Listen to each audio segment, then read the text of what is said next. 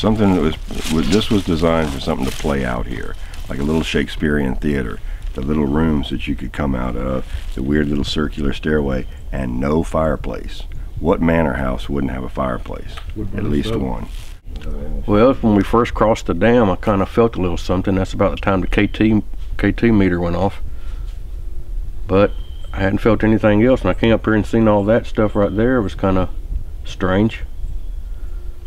But well, I think someone's come up here to do some rituals of some sort, and I could see this being creepy at night, but it seems pretty peaceful today, other than the fact that when we walked up, I heard a voice, like a man say something or a moan, and the K2 meter's not been giving us a whole lot of lights today. Hasn't been lighting up very much. You know, coming down here, you kind of get a sense of how isolated this whole area is, and it kind of makes you wonder what life for them back here must have been like.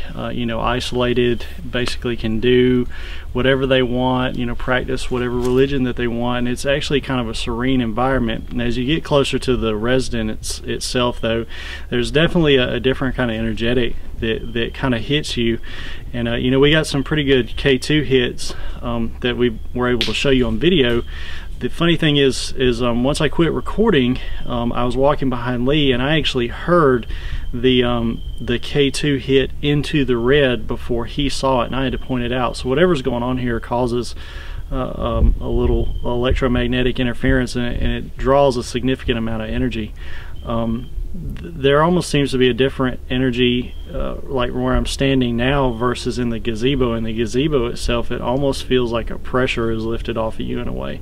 So it's definitely interesting environment here. Hopefully tonight we'll pull out some different tools, and the energetic will change a little bit, and we'll get some better results. Well, walking up here, I've been here before, and the few times I've been up here, it's actually quite peaceful back here during the daylight, but at night the energetics seem to change a little bit. But coming up to this area today with, looks like people have been doing some kind of ceremonial thing. We found a Ouija board over here. We found blood evidence that's been sprinkled around the area. And to me that's a shame, because a horrible thing happened here. I mean, 2 people died here. And it's really, to me, very disrespectful to do something like that, regardless of whether or not they were into Satanism or not.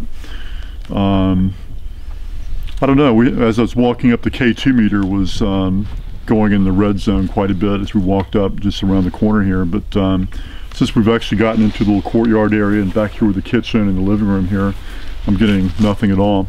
But the night is young. We're going to do some more things and see if we can't capture some more phenomena, but we'll see how that goes.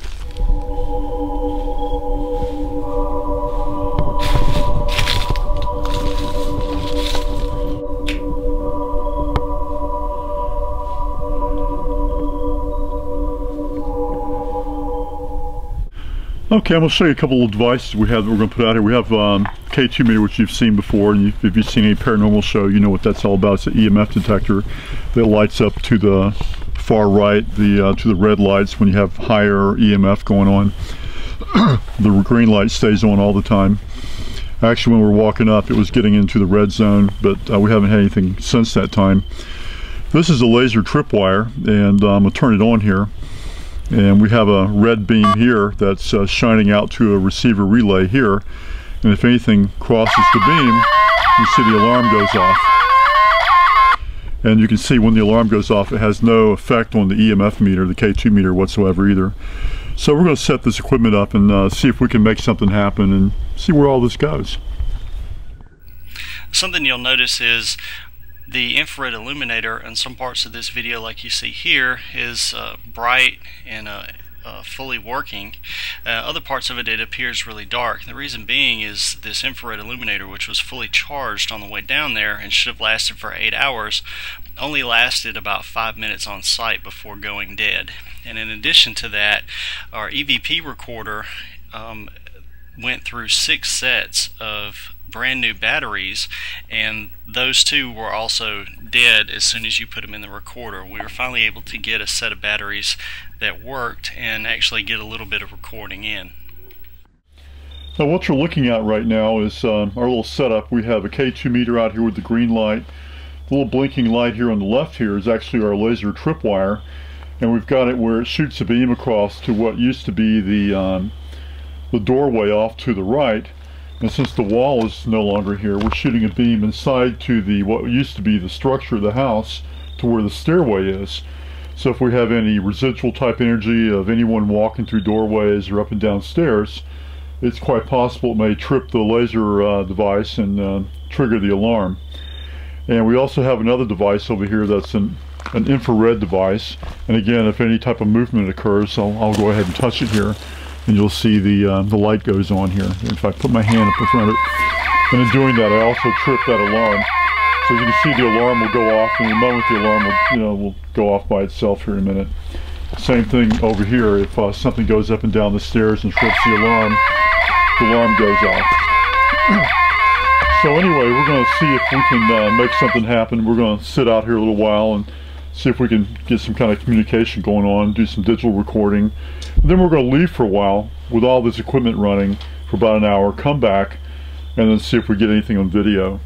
So that's going to be the game plan.